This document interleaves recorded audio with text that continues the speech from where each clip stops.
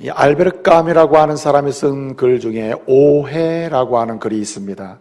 그 오해라고 하는 글에는 세 명의 주인공이 나옵니다. 어머니가 나오고 딸이 나옵니다. 마르타라고 하는 딸이 등장하고, 그리고 아들이 등장합니다. 장이라고 하는 이름을 가진 아들이 등장을 해요.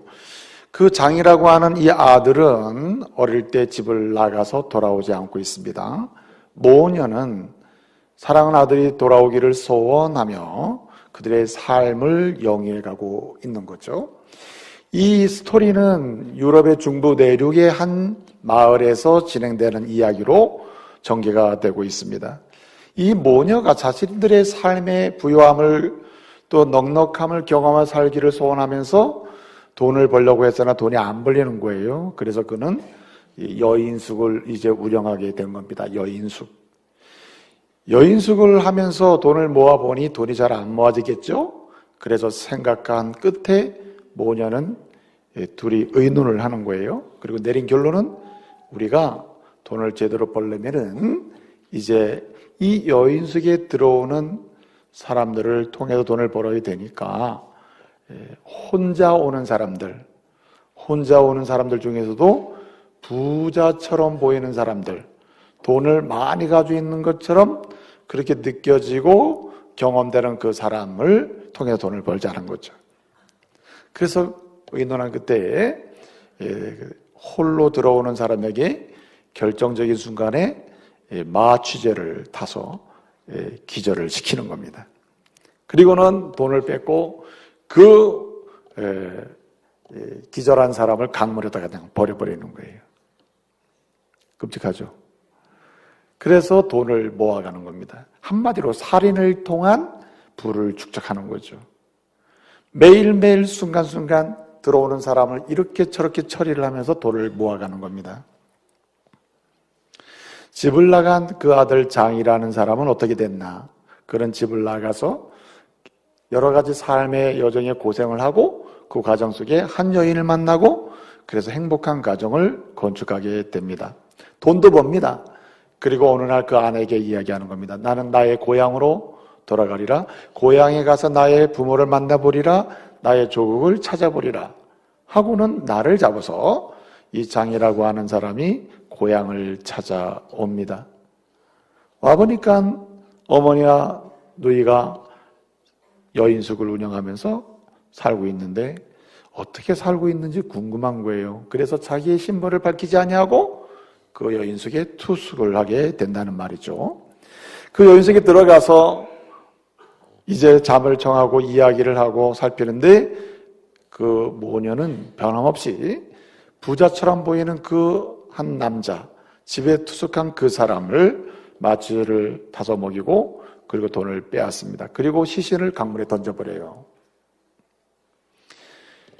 그리고 그 모녀가 발견한 것은 뭐냐면 그 아들의 주머니에 있던 신분증을 발견하게 되는 거예요. 그 이름이 뭐라고 써 있어요? 장 써 있는 겁니다. 어떻게 됐을까요? 이 어머니는 그야말로 할 말이 없는 거예요. 그래서 그는 강물에 투신해서 자살한다는 이야기고 그 딸도 어머니가 그렇게 죽음으로 그 딸 역시 자살한다 하는 게 그 스토리의 이야기입니다. 알베르 까미가 말하고 싶은 건 뭘까요?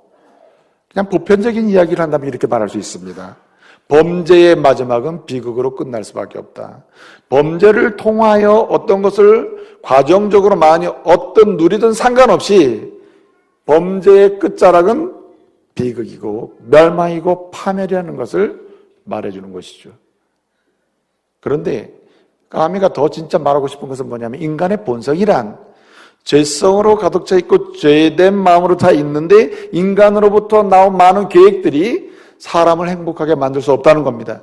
인간으로부터 자신의 행복을 추구하기 위해서 끊임없이 끌어내는 결과물이란 그럴듯하게 행복을 만드는 것처럼 보이지만 마지막은 결국 비극이요 파멸로 끝날 수밖에 없다는 얘기를 하는 거예요.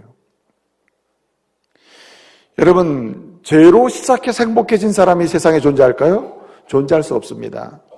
범죄로 시작하여 자신의 행복을 추구하는 과정과 결과가 정말 행복한 그런 결과를 경험한 사람들이 있을까요? 없다는 말입니다. 성경은 선언하고 있습니다. 죄의 끝은 멸망이요, 죄의 끝은 사망이요, 죄의 끝자락은 반드시 파멸로 끝난다는 말입니다. 오늘 본문 말씀 보게 되면 에스겔 선지자가 유다를 향하여 이렇게 외칩니다. 끝이 왔다. 오늘 우리가 읽지 않았습니다만 6절을 보게 되면 끝이 왔도다, 끝이 왔도다, 끝이 왔도다 3번을 반복하고 있어요.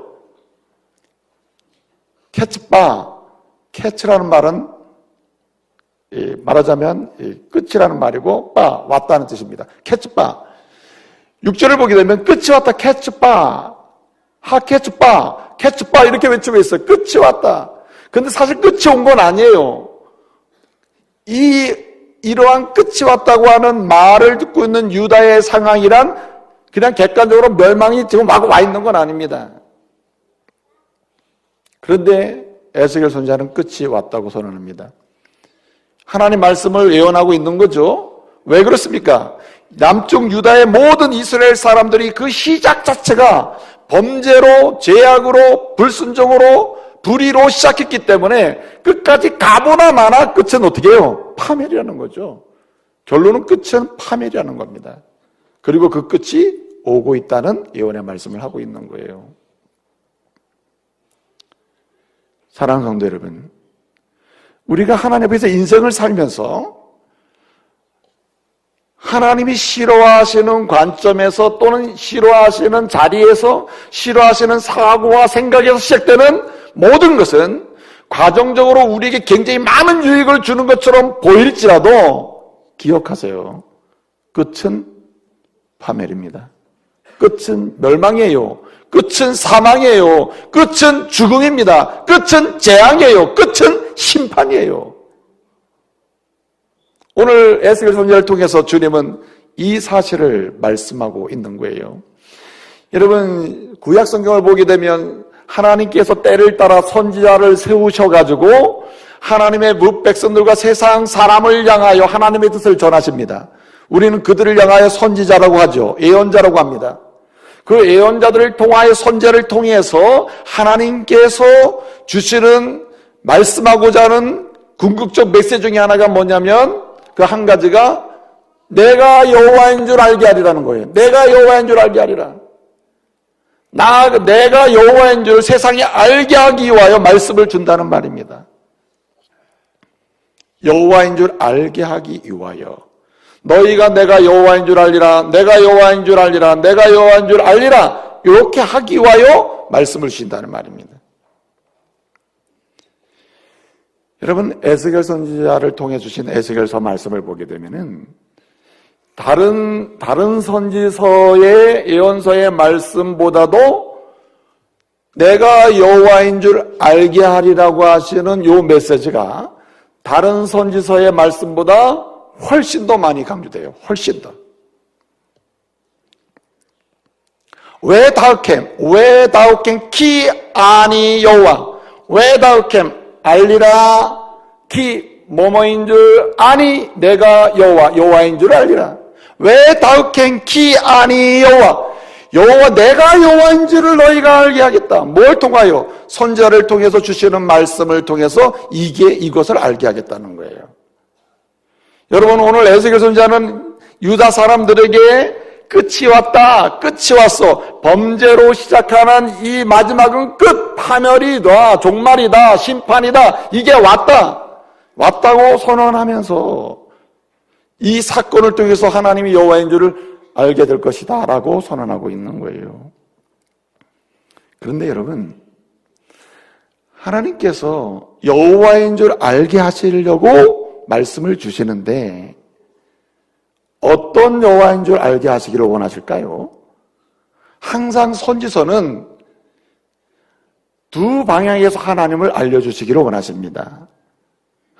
에스겔서를 중심으로 살펴보게 되면 첫째는 마케의 하나님이시고 둘째는 삼마의 하나님이십니다. 에스겔 선지자를 통해서 이스라엘 백성들에게 내가 여호와인 줄 알게 하리라, 어떤 여호와인 줄 알게 하리라, 두 영역에서 설명합니다. 마케의 여호와를 알게 하고 산마의 여호와를 알게 하는 거예요.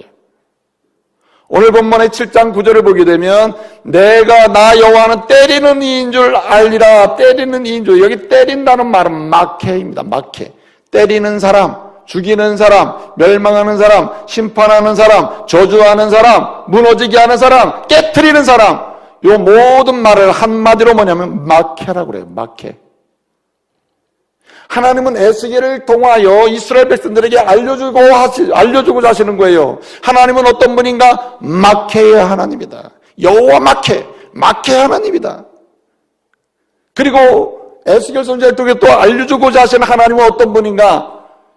에스겔 48장 35절이 마지막 절이에요. 48장 마지막 절에서 하나님이 세우신 하나님의 성읍 새 예루살렘, 하나님의 나라를 가리켜서 그 이름을 뭐라고 부르리라?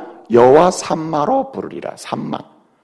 여기 여호와 산마라는 말은 하나님이 거기 계시다, 하나님이 함께 계시다. 신약성경으로 하면 임마누엘, 하나님이 우리와 함께 계시다. 이건 무슨 말입니까? 하나님은 은혜를 주시는 분이다. 하나님은 위로자다. 하나님은 평안을 주시는 분이다. 하나님은 회복하시는 분이다. 하나님은 은혜를 주시는 분이다. 하나님은 역사하셔서 동행하시는 분이고, 하나님은 세우시는 분이다. 하나님은 하나님의 거룩함을 경험케 하시는 분이다. 산마. 할렐루야. 그래서 하나님은 모든 선지를 통하여 한편으로는 마케 하나님을 소개하고 한편으로는 산마의 하나님을 소개합니다. 여러분, 오늘 에스겔서를 보게 되면 1장에서 24장까지를 보게 되면 이 에스겔 선지자가 남쪽 유다 사람들을 향하여 어떤 하나님을 소개하고 있냐면은 여호와 마케, 때리시는 하나님, 책망하시는 하나님, 심판하시는 하나님, 마케 하나님을 소개하고 있어요. 그리고 25장부터 37장까지는 주변의 나라들, 예컨대 두로나 시돈이나 애굽이나 등등 이방 나라를 향하여 살아계신 하나님은 마케 하나님이다 선언하고 있어요. 그리고 38장부터 48장을 보게 되면 하나님은 산마의 하나님이다 소개합니다. 사실은 선지자들이 예언의 말씀을 전할 때 항상 사용되고 있는 역사적 팩트가 두 기둥이 있어요. 두 기둥. 하나의 기둥은 BC 586년입니다. 예루살렘이 멸망한 날이 BC 586년이에요. 그리고 하나는 538년이에요. 538년은 고레스 왕을 통하여 이스라엘이 바벨론으로부터 해방된 날이에요. 해방된 날. 해방된 해입니다. 그래서 구약 성경의 선지자들이 말씀의 선포, 예언의 말씀을 선포할 때에 그 사용되는 역사적 팩트가 하나는 예루살렘이 멸망한 날이고 하나는 이스라엘이 다시 해방된 날이다. 이 두 기둥이 예언서의 중심 기둥이 돼서 예언이 전파되고 있는 거예요. 자, 그러면 이스라엘이 남쪽 유다 예루살렘이 멸망하는 586년을 기점으로 해서 하나님을 소개할 때는 어떤 하나님 소개하겠어요? 여호와 마케 하나님을 소개하는 겁니다. 그리고 멸망한 다음에 이스라엘 사람들이 회개해서 하나님께 돌아서서 또 해방을 기다리고 약속된 해방을 소망하고 또 해방을 실제로 체험하는 이스라엘을 향해서는 뭘 소개하겠어요? 여호와 산마를 소개하는 거예요. 오늘 드리고자 하는 말씀은 여기 있습니다. 우리는 하나님 앞에 서 있어요. 여러분, 하나님은 강하십니까? 약하십니까? 하나님은 부족합니까? 넘칩니까? 하나님은 풍족하십니까? 하나님은 미약하십니까? 하나님은 강하심을 믿으시기 바랍니다. 비교 불가해요. 엘샤다입니다. 전능하십니다. 강하신 분이에요. 하나님은 강하십니다. 강하시기 때문에 심판도 완벽하게, 책망도 완벽하게, 때리는 것도 완벽하게, 멸망도 완벽하게, 하나님께 징계도 완벽하게 하십니다. 문제 있게 하시지 않아요. 하나님은 강하시기 때문에 은혜도 완벽하게, 회복도 완벽하게, 그리고 인도하심도 완벽하게, 건지심도 완벽하게, 높이심도 완벽하게 하심을 믿으시기 바랍니다. 왜? 하나님은 강하시기 때문에. 하나님은 강하심을 선포하면서 그 강하신 하나님이 도대체 어떻게 역사하시는가? 마케의 하나님으로, 산마의 하나님으로 하나님의 사람들 앞에, 세계 앞에 하나님의 서 계심을 선포하고 있는 거예요. 문제는 여기에 있어요. 여러분, 이 강하신 하나님이 우리와 함께 하시고 우리 앞에 서 계시는데 어떤 이에게는 마케 하나님으로, 어떤 이에게는 삼마의 하나님으로 서 계신다는 거예요. 오늘 에스겔은 우리에게 외치고 있습니다. 당신 앞에 서 계신 하나님이 어떤 하나님이냐? 마케 하나님이냐, 아니면 삼마의 하나님이냐? 하나님의 문제가 아니라 누구의 문제? 당신의 문제라는 거예요. 우리의 문제라는 겁니다. 우리의 문제. 강하신 하나님 앞에 서 있는 우리의 문제가 하나님의 마케 하나님으로 역사하시냐, 아니면 삼마의 하나님으로 역사하시냐를 결정한다는 거예요. 이건 하나님의 책임이 아니에요. 우리의 책임이에요. 우리의 책임. 전능하신 하나님, 강하신 하나님은 우리 앞에 서서 하나님의 백성으로서의 의대를 누릴 수 있도록 하시기를 소원하시면서 계시는데, 그 하나님을 어떤 하나님으로 만나냐의 문제는 누구의 문제? 따라서요. 나의 문제. 나의 문제라, 나의 문제. 나에 따라서 마케 하나님을 만나기도 하고 나에 따라서 삼마의 하나님을 만나게 된다는 말입니다. 여러분, 지금 여러분의 내적 상태는 어떤 상태입니까? 마케 하나님 앞에 서 있습니까? 아니면 삼마의 하나님 앞에 서 있습니까? 우리 자신의 문제라니까요. 강하신 하나님은 정말 우리를 정말 사랑하십니다. 하나님의 택한 백성을 사랑하셔요. 그렇기 때문에 강하신 하나님 우리 앞에 서 계시는데, 마케 하나님으로 서 계시면 바로 마케 하나님의 역사를 즉시로 시행하지 않아요. 이게 참 감사한 일이죠. 우리의 상황인 마케 하나님 앞에 서 있음에도 불구하고 여호와 마케의 역사가 지금 내게 즉각적으로 일어나지 않는 것에 대해서도 여러분 감사하세요. 만약에 마케 하나님 옆에 서 있는데 그 역사가 지금 즉시로 일어났다면 죽었습니다, 여러분. 죽는 거예요. 하나님께서 에스겔을 선지자로 이제 부르시잖아요. 부르실 때 에스겔이라는 사람은 본래 이 이스라엘 남쪽 유다가 바벨론의 공격을 4차례 정도 받거든요. 4차례. 첫 번째는 BC 605년에, 둘째는 BC 602년에, 세 번째 공격은 BC 597년에 받아요. 그리고 마지막으로 586년에 망하는데, 이 에스겔이라고 하는 사람은 25살. 이 에스겔은 가문이 좋아요. 그 가문이. 사독 계열의 제사장 가문의 사람이에요. 사독 계열의 제사장 가문의 그 족속 중에 부시라는 사람의 아들이 바로 에스겔이었는데, 이 사람이 25살 때에 바벨론이라는 나라가 남쪽 유다를 침공했습니다. 세 번째 침공이었어요. 그때가 BC 597년입니다. 그때 25살에 포로로 잡혀갔어요. 그래서 바벨론 남쪽 지역의 그발강가 지역에 유대인 공동체 지역에 가서 거기서 생활을 하게 됐습니다. 25살에. 그리고 가서 5년 뒤에, 그러니까 BC 593년경부터 하나님이 30살 될 때에 그를 선지자로 불렀습니다. 너는 나의 말씀을 선포하라. 여기 포로로 잡혀온 사람들에게 선포하라. 이렇게 선포하라고 외쳐요. 그때가 BC 593년입니다. 남쪽 이스라엘 몇 년에 망했다 그랬죠? BC 586년에 망했어요. 그럼 몇 년 남았죠? 선지자로 부름을 받았을 때 너는 여호와 마케 하나님을 지금 선포하라 라고 그 말씀을 듣고 선포를 시작할 때가 BC 593년이에요. 그리고 586년에 남쪽이 망해요. 그럼 7년이라는 시간이 있어요. 7년. 7년이라는 시간이 여러 가지 의미를 굳이 부여를 한다면 회개하기에 충분한 시간을 하나님이 주셨다는 얘기죠. 여호와 마케 하나님을 선포합니다. 하나님은 여호와 마케 하나님이시다. 당신들이 여러분들이 죄로 시작하고 죄로 뭐든지 하고 하나님이 싫어하는 것으로부터 뭐든지 시작하는 남쪽 유다 사람들이 여러분들의 끝자락은 망하는 것이다. 지금 여러분 앞에 누가 서 계셔요? 여호와 마케 하나님이 서 계시다. 이대로 가면 끝난다는 거예요. 근데 몇 년 남겨놓고 시작했다고 이야기가? 7년. 그렇다면 7년의 시간은 무슨 시간? 회개할 시간이 자비로우신 하나님의 사랑이죠. 그렇지 않습니까? 이렇게 시간을 줘가면서 하나님은 여호와 마케 하나님에서 당신이 누구 앞에 서기를 원하십니까? 여호와 삼마의 하나님 앞에 서기를 원하시는 거예요. 할렐루야. 그러니까 지금 우리 자신을 돌아보는 가운데 내가 여호와 마케 하나님 앞에 서 있다면 내가 지금 주님 앞에서 내 자신을 다시 한번 돌아보고 회개하는 가운데 삼마의 하나님 앞으로 가야 할 줄로 믿습니다. 하나님 시간을 주고 계시다. 7년의 시간을 주고 계시다. 왜? 우리를 사랑해서.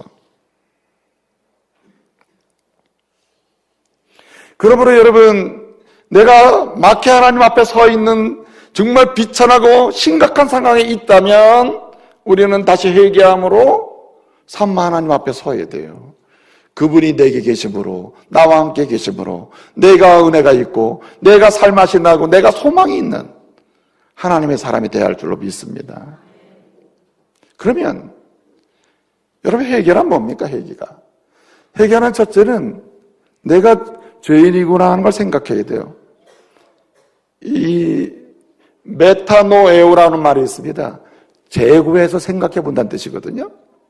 그리고 나서 내가 문제가 어디 있구나라고 하면 그것을 슬퍼할 줄 알아야 돼요. 아, 내가 하나님 앞에 이거 진짜 문제가 있는 거구나 하고 슬퍼해야 돼요. 이걸 히브리어로 나함이라고 그래요. 나함. 심각하게 슬퍼한다는 뜻이에요. 심각하게. 이거 눈물이 돈만 내야 되겠죠. 진짜 이건 눈물 없이는 생각할 수가 없구나. 그 다음에 마지막이 슈브예요. 슈브. 어떻게 합니까? 이제는 울면서 돌아가는 거예요. 나 잘못했습니다 하고 돌아가야죠. 자, 이렇게 이 마케 하나님 앞에서 심각한 내 상황을 바라봤을 때 회개함으로 삼마의 하나님 앞으로 나가야 되는데, 그럴 때 우리는 내 상황을 생각하고 슬퍼하면서 어떻게 해요? 행동으로 옮겨가야 하는 것입니다. 오늘 에스겔은 이런 심각한 상황 속에서 마케 하나님 앞에서 이제 끝장을 보고 멸망할 수밖에 없는 이스라엘 사람들에게 이제는 돌아가라고 얘기하는 거예요. 근데 끝자락에 와 있어. 이게 진짜 심각한 거죠. 여러분, 심각한 징계와 때리는 매를 맞고 심판을 받은 다음에 삼마 앞으로 돌아가는 방법, 마케 하나님 앞에서 심각한 때리시는 매를 맞기 전에 이제 내가 죄인이구나, 내가 주님 앞에 부끄러운 자구나 라고 회개하고 삼마의 하나님 앞으로 돌아가는 방법이 있어요. 두 가지 방법이 있습니다. 자, 매를 제대로 맞고 돌아갈 사람 한번 손 들어봐요. 나 한번 제대로 맞은 다음에 돌아가겠다. 아니면 맞기 전에 돌아가고 싶다는 사람은 오른쪽 눈을 깜빡여 보세요. 주님이 때리기 전에, 주님이 심판하기 전에, 주님이 야단치시기 전에, 주님이 흔들어서 절망 가운데 집어넣기 전에 삼마의 하나님 앞으로 돌아가시기를 말씀으로 축복합니다. 뭐함으로? 나함, 슬퍼하면서 슈브, 확실히 행동적으로 돌아가야 된다. 근데 여러분, 이게 세 가지가 필요해요. 세 가지 영역에서 돌아가야 됩니다. 첫째는 하나님을 실제적 삶에서 주인으로 모셔야 할 줄로 믿습니다. 이게 돌아가는 거예요. 하나님을 실제적 삶에서, 관념이나 생각이 아니라 내 삶의 실제적 삶의 영역에서 하나님을 주인으로 인정하는 것, 이것이 돌아가는 거예요. 그럴 때 우리는 마케의 하나님 앞에서 삼마의 하나님 앞에 설 수가 있어요. 말씀 한번 볼까요? 9절을 다 같이 보겠습니다. 9절. 다 같이 읽습니다. 시작.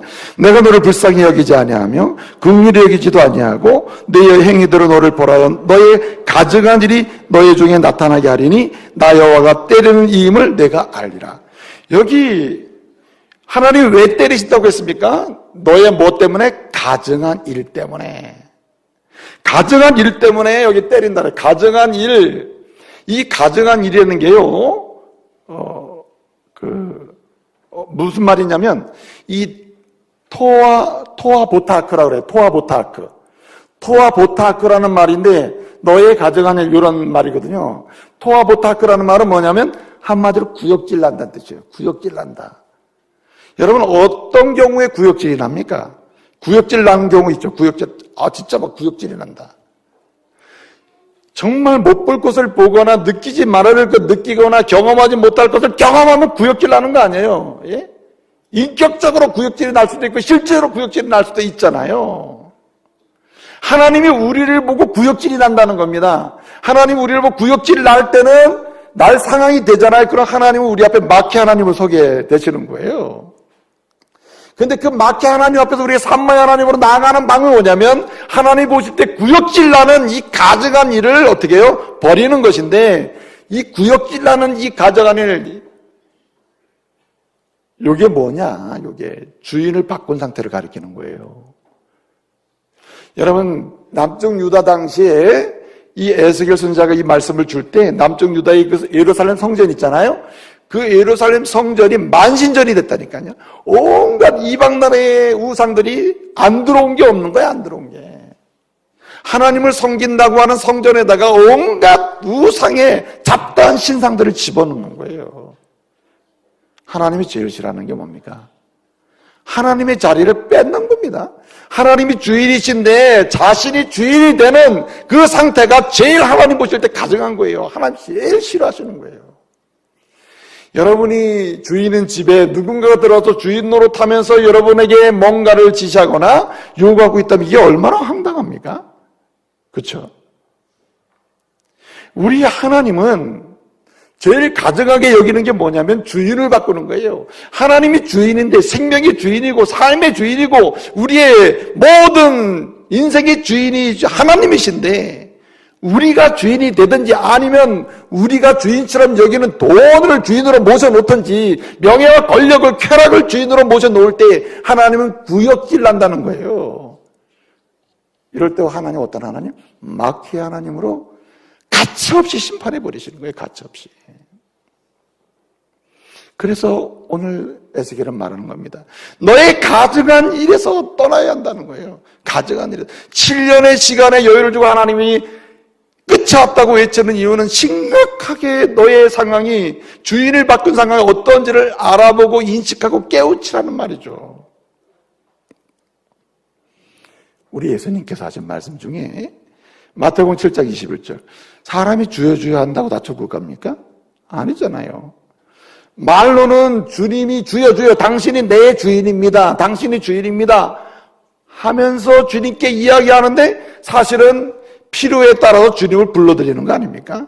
이게 이방신과 참신을 섬기는 하나님을 섬기는 신앙과 다른 거예요. 이방의 신들을 섬기는 사람들은 필요할 때 신들을 불러서 자기가 원하는 것을 요구하는 거 아닙니까? 그러나 여러분 하나님의 사람들은 그렇게 하나님 만나는 게 아니에요. 하나님이 주인임으로 매사에 매순간에 우리의 이야기를 주님께 말씀을 드리는 거예요. 그리고 주님은 알아서 주인으로서 주의 자녀들에게 은혜를 베푸시는 겁니다. 할렐루야. 내가 필요할 때 주인을 찾아서 주여 주여 하는 것은 주인이 아니라 내가 주인 노릇하는 거죠. 그래서 우리 주님은 누가복음 16장 13절에서 이런 말씀을 했습니다. 한 하인이 두 주인을 섬길 수 없나니 이 주인을 사랑하면 저 주인을 미워하게 되고 이 주인을 중히 여기면 저 주인을 경히 여기게 되므로 사람은 하나님과 재물을 겸하여 섬길 수 없느니라. 없어요. 주인 바꾸는 게 문제란 말이에요. 주인 바꾸는 게. 오늘 현대인들이 하나님 대신에 주인으로 모신 것이 얼마나 많습니까? 돈을, 명예를, 권력을, 쾌락을 주인으로 모셔서 자신의 삶을 살아가면서 때를 따라 얼마나 간절히 절실하게 여러분이 주인으로 모신 것을 유지하기 위하여 얼마나 간절히 절실하게 애타는 마음으로 하나님께 기도합니까? 주여 제발 네? 이 권력을 좀 잃지 않게 해주십시오. 이 쾌락을 놓지 않게 해주십시오. 이거 뺏기지 않게 해달라고. 근데 여러분 주님은 말씀하세요.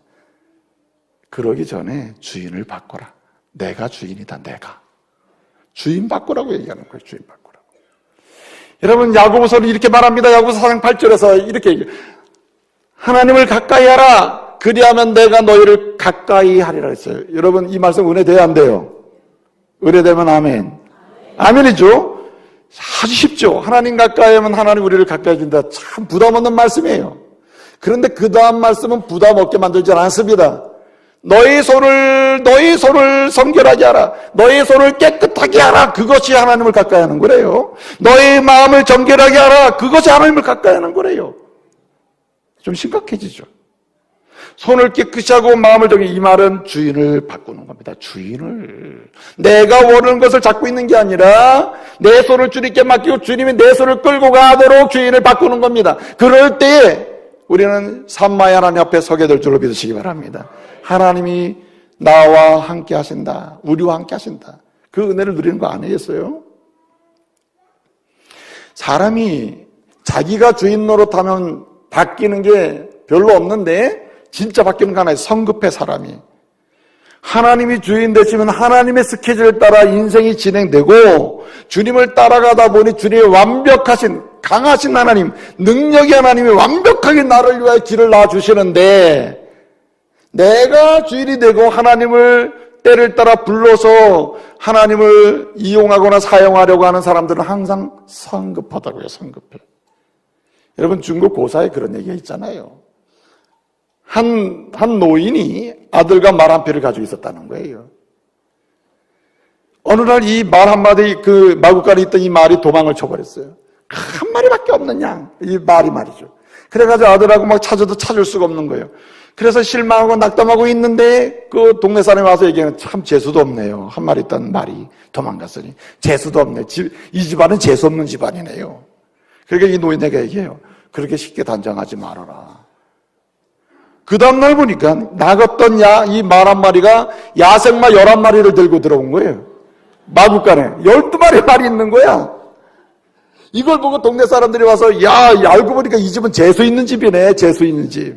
막 얘기해버리는 거예요. 에? 그러니까 이 노인한테 또 얘기하는 거예요. 그렇게 함부로 얘기하지 말라고. 근데 그냥 그 야생마가 그냥 들고 뛰고 그러니까 이 아들이 그 말을 돌보다가 다리가 부러져 버린 거예요. 동네 사람이 와서 아이고 그러면 그렇지 재수 없는 집이구만. 노인네가 얘기하는 거예요. 그렇게 함부로 얘기하지 말라고. 전쟁이란 겁니다. 전쟁이 나면서 동네 젊은이들 다 전쟁터에 돌아오지 못하게 된 거예요. 이 집안의 아들은 다리가 부러져서 전쟁이 안 나갔다는 얘기.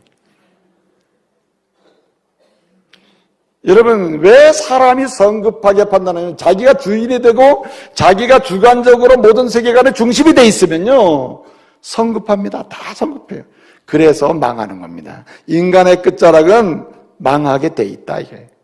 하나님이 주인이 되시면 느린 것 같으나 정확하고 빠른 것 같으나 완전하게 강하신 하나님이 이루어주심을 믿으시기 바랍니다. 그래서 에스겔은 말하고 있는 거예요. 주인을 바꿔라. 주인을 바꾸는 게 당신의 인생의 정상적인 스피드를 유지하는 방법이다. 할렐루야.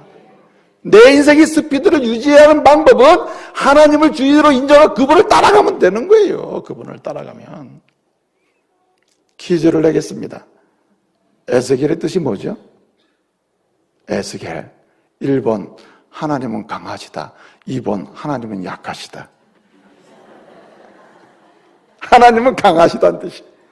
왜 하나님은 에스겔을 들어서 저 하나님은요 그 무엇 하나도 그냥 대충대충 하시지 않는 것 같아요. 완벽한 그 메타포를 사용하셔가지고 완벽하게 메시지를 전하시는 분이에요. 하나님은 강하신 분이다. 에스겔을 들어가지고 그 이름의 뜻을 사용해가지고 그리고 어떻게 강하시냐? 심판도 정확하게 은혜도 정확하게 심판으로부터 마귀로부터 산나로 돌아오는 유일한 길이 있다면 뭘 바꿔라? 주인을 바꿔라. 주인 바꾸는 은혜가 있기를 바랍니다. 이것은 관념이나 사고에서 오는 게 아니고 실제적 삶에서 매 순간 주인을 인정하는 거예요. 매 순간. 또 한 가지는 오늘 여기 말씀을 보게 되면 오늘 10절 말씀 보게 되면 이스라엘에 대한 또는 주변 나라에 대한 하나님의 책망이 있는데 뭐냐 이렇게 얘기합니다. 교만이 뭐가 났어요? 싹이 났도다. 교만이 싹이 났도다. 이 무슨 말입니까? 여러분 마케 하나님 앞에서 산마의 하나님 앞으로 나가서 은혜의 보좌 앞에서 그 은혜의 부여함을 누리는 방법이 있다. 마케의 대상에서 산마의 대상이 되는 방법이 있는데 그것은 뭐냐? 주인을 바꾼 다음에 그 주인 되시는 전능하신 하나님, 은혜의 주님 성령님 앞에서 나 자신을 어떻게 해요? 낮추는 거예요. 낮춘다. 여러분, 당신이 마귀 하나님 앞에 대상이 되냐, 산마의 대상이 되냐의 문제는 전적으로 당신의 위치에 따라 달라져요. 하나님 위에 있으면 그 사람 마귀의 대상이 돼요. 하나님 아래에 있으면 산마의 대상이 돼요. 십자가 앞에 나가서 무릎을 꿇고 엎드리면 이 사람은 산마의 대상이 됩니다. 할렐루야. 엎드리고 낮아지는 자요. 오늘 여기 본 말씀 보게 되면 10절에 이스라엘이나 남유다나 모든 주변국들의 사람들이 뭐가 났다 그랬어요? 교만이 싹이 났도다. 파라우 핫사돈이라고 그래요. 사돈이라는데 자돈이라는 말은 이게 교만이라는 말인데 이 교만이라는 말의 원래 의미는 뭐냐면 예의가 없는 거예요. 예의가. 여러분이 좋아하는 사람 싫어하는 사람 뭡니까? 잘 몰라도 사람이 예의가 있으면 사람이 됐다 그러잖아요. 됐다. 저 사람 참 됐다. 속은 모르지만 참 됐다. 왜? 예의가 있거든. 하나님은 예의 있는 사람 좋아해요. 예의 있는 사람.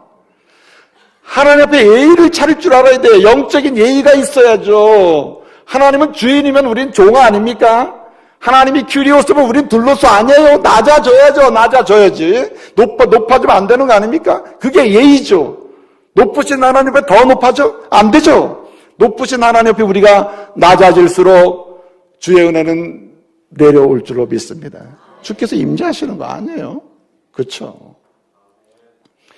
여러분, 보르네오 섬이 있어요. 인도네시아 가면 네펜세스라고 하는 그 섬에 식물이 있어요. 자생식물이 있거든요. 네펜세스라는 식물이 있는데 이 자생식물은요, 곤충이 거기 앉잖아요. 그러면 이 강력한 소화액을 발휘해가지고 곤충을 녹여버린다. 곤충을. 그만큼 힘 있는 자생식물이랍니다. 이게 네펜세스라는 게. 제가 이 얘기 왜 했냐면은, 자 보세요. 교만이라는 게 뭐냐면 아무리 여러분 지금 이렇게 은혜의 말씀을 듣고 함께 하나님의 은혜를 사모하고 있다 하더라도 여러분 중심에 교만이 딱 있잖아요. 이 교만은 뭐와 같으냐면 은혜를 다 녹여버리는 엄청난 사단이 심어놓은 강력한 무기라 이거예요. 그래서 C.S. 루이스라는 사람은 이렇게 얘기합니다. 타락한 인간에게 있어서 근본적인 대적이 있고 원수가 있는데 그 원수가 교만이라고 했어요. 교만. 인간이 어떻게 할 줄 없는 이 타락한 인간에게 본질적으로 존재하는 대적이요 원수요. 예? 알면서도 당할 수밖에 없는 게 뭐냐면 교만이라는 거다. 자돈이라는 말, 자돈. 오늘 말씀에서는 이 자돈이 싹이 났더라. 파라우 싹이 났네. 여러분 요즘에 벚꽃이 얼마나 예쁘게 폈습니까? 벚꽃 피는 거 여러분이 볼 때 벚꽃에 조그만 싹이 나가지고 벚꽃이 막 피는 걸 처음부터 끝까지 봤어요? 아니면 눈 뜨니까 펴 있어요? 여러분이 벚꽃을 보니까 딱 펴지더라. 이걸 처음부터 봅니까? 아니면 보니까 펴 있습니까? 보니까 펴 있죠. 요게 파라우라는 거예요. 파라우. 뭘 얘기하려고 하면 터져나오는 것을 막을 수가 없다니까. 터져나오는 걸 막을 수 없어요. 싹이 나는 걸 막을 수가 없는데 오늘 본문은 교만이 싹이 터져나오는 걸 막을 수가 없어. 그 무엇으로 막을 수가 없다. 그러니 이 사람을 누가 당하겠어요? 안 되는 거죠. 당할 수가 없는 거 아닙니까? 그만큼 무서운 겁니다. 교만이라는 게 무서운 거예요. 그래서 여러분 이 교만이라는 걸 대처하는 게 뭐냐면 자기 이름을 내는 겁니다. 사랑하는 성도 여러분, 여러분의 인생의 여정 중에 하나님을 섬기고 믿음의 삶을 살아가는 가운데서 여러분의 이름을 찾지 마시기 바랍니다. 저도 요즘에 습관이 돼가지고 어디 모임에 가거나 무슨 집회 가거나 순서지가 딱 나오잖아요. 딱 나오면은 김미열 이름이 어딨나? 어쩌? 이거 봐라. 자문위원회도 없고 이상하네. 지도위원회도 내 이름이 없네. 그러다가 저 끝에라도 김열이 이름이 한번 나오면 어때요, 기분이? 얘기해봐요. 어때요, 기분이 이름이 나오면? 그거 이상하게 위로가 된다고, 그게. 이게 뭔지 아세요? 원래 교만이라는 게 뭐냐면 사실은 막을 수 없는 싹 터져 나오는 이 엄청난 이 사단이 심어놓는 엄청난 이 무기인데 이게 자기 이름을 찾는 겁니다. 자기 이름 찾는 거. 이 교만은 이렇게 자기 이름 찾는 거라니까요. 그러니까 여러분 교회에서 자기 이름이 많이 기록되고 나타내고 이게 위험한 거예요. 그러므로 여러분 앞으로 주보에서 여러분 이름 찾지 말라고. 교회에서 무슨 행사 있으면 내 이름 어디 있나 이름 찾지 말란 말이에요. 이름을 찾는 그 순간부터 여러분은 아예 대놓고 고백해야 나는 지독하게 교만하구나. 난 마케 하나님 앞에 있구나. 나한테 다시 산마의 하나님 앞으로 돌아가려면 이름을 지워야 되는구나. 이름 지우는 은혜가 있기를 바랍니다. 그 은혜예요, 은혜. 이름을 지워야 돼요. 자꾸만. 내 이름을 지워야 돼요. 어떤 사람은 주부의 그 헌금한 명단 가지고 이름이 잘못 나왔다고 막 전화를 해가지고 목사님 왜 이름이 틀리게 나왔냐고. 내 이름도 김모열 나온 적도 있다고. 내 이름이 김미열인데 김마열도 나온 적이 있다고. 네? 김마 이름은 어떻고 뭐 이름은 어떻고 하나님은 다 아십니다. 아셔요. 중요한 거는 이름이 중요한 게 아니다. 내 이름이 중요한 게 아니라 내 이름은 가려지고 주인 되신 전능하신 하나님의 이름이 높여져야 할 줄로 믿습니다. 그것이 낮아짐이라는 거예요. 낮아짐. 여러분 호세아 7장 10절을 보게 되면 왜 하나님께서 호세아를 통해서 이스라엘을 책망하냐면은 이렇게 얘기하는 거예요. 이스라엘의 얼굴이 뭐냐? 7장 10절을 보게 되면 호세아 이스라엘의 얼굴 한마디로 뭐라고 그랬겠어요? 알아와서 봐요. 시작. 교만해. 교만. 그 당시 이스라엘의 얼굴이 뭐냐? 교만이라는 거예요. 교만. 그러니 여러분 어떻게 끝자락은 망하는 거 아닙니까? 끝자락은 망하는 거. 그렇지 않습니까? 그러므로 여러분 저와 여러분의 삶의 여정 중에 여러분의 이름은 끝까지 할 수 있는 대로 끝까지 가리고 여러분의 삶의 여정을 통해서 예수 그리스도의 존귀하신 이름만 계속 드러날 수 있기를 말씀으로 축복합니다.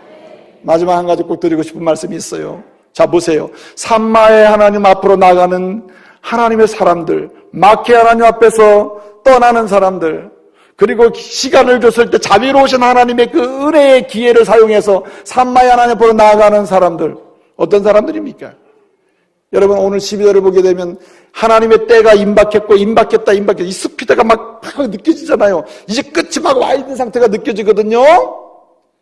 그런데 이 스피드의 문제가 굉장히 중요한 문제인데 오늘 마케 하나님 앞에서 산마의 하나님 앞으로 나아가는 결정적으로 중요한 게 뭐냐면은 하나님의 음성을 듣는 것, 하나님을 사랑하는 것, 하나님과 동행하며 그에게 감사하는 하나님과 함께하는 일에서 어떻게 되느냐?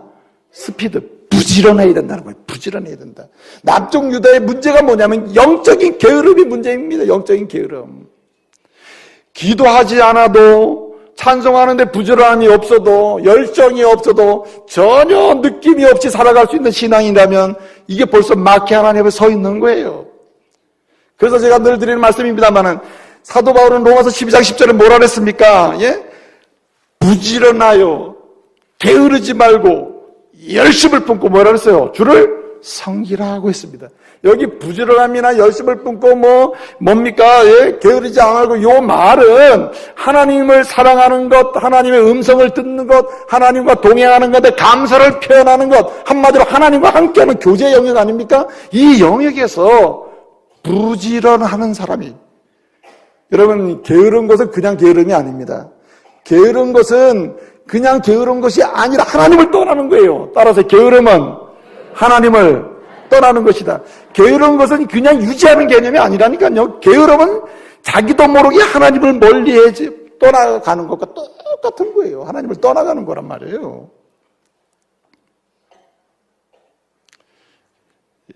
미아스테니아 그라피스라는 말이 있어요. 미아스테니아 그라피스라는 말이 있어요.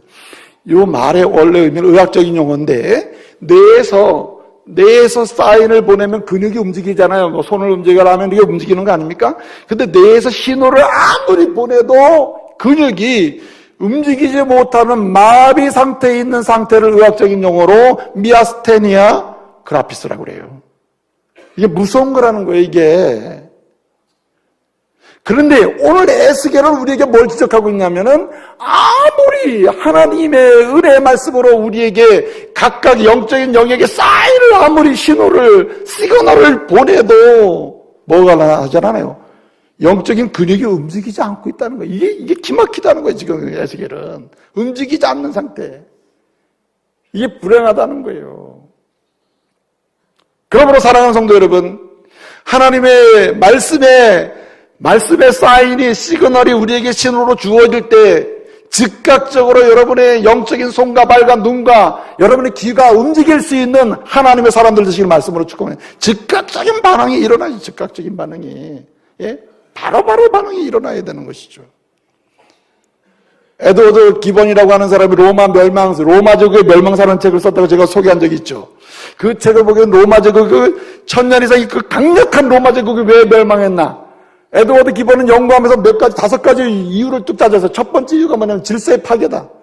가정의 질서가 파괴되니까 나라의 질서가 파괴됐다. 뭐 그런 얘기합니다. 두 번째가 뭐냐면은 한마디로 세금은 막 올라가고 세금은 막 올라가고 막 돈은 막 받아들이는데, 그러면서 대신 공짜를 많이 주고, 공짜, 빵도 공짜, 서커스 같은 거 막 구경시켜주고 말이에요. 그리고 세 번째는 뭐냐면 지나친 쾌락, 스포츠나 이런 걸 통해 가지고 지나치게 즐기게 해줬다는 겁니다. 그러면서 군대는 양성은 철저했으나 내부적으로는 퇴폐해서 안으로는 문제가 생겼다는 거예요. 그리고 마지막에 한마디 하는 게 뭐냐면, 일관된 종교의 무너짐에 있다. 일관된 신앙이 없다. 신앙이. 자, 그런데 로마 제국 멸망사는 그 책에서 기본이 말하려고 하는 것은 한마디로 뭐냐면 게으름이에요. 게으름.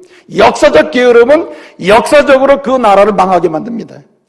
역사적으로, 영적으로 교회가 게으르면은 이 교회가 역사 속에서 하나님의 은혜의 복음의 책임을 다할 수가 없어요. 여러분, 역사적으로 한 가정의 아버지가 영적으로나 육적으로 게으르잖아요. 그 집안 오래 못 가요. 그러므로 영적으로 부지런한 하나님의 사람들 되시기 바랍니다. 부지런하여 깨어 기도해야 돼요. 누가복음 12장 40절에 주님 말씀하셨습니다. 인자가 생각해라, 예비해라. 인자가 올 때 아무도 모른다. 곧 온다. 말씀하시는 거 아니에요? 뭐 하라는 얘기입니까? 영적으로 부지런해라는 얘기 아니에요? 이제 말씀을 마칩니다. 다시 영적인 정신을 바짝 차리고 우리는 산마의 하나님 앞으로 나가는 은혜를 누려야 할 줄로 믿습니다. 나도 모르는 사이에 마케 하나님 앞에서 멸망의 끝자락으로 달려가고 끌려가는 사람 돼서는 안 돼요. 주님은 저와 여러분을 세우기로 원하십니다. 에스겔서를 통해서 오늘 주시는 이 말씀을 주신 이유가 여기 있어요. 이제는 시간을 자비로우신 주님께서, 은혜의 주님께서 해결할 기회를 7년을 주셨다. 이제 어떻게 합니까? 돌아가야 되는 거 아니에요?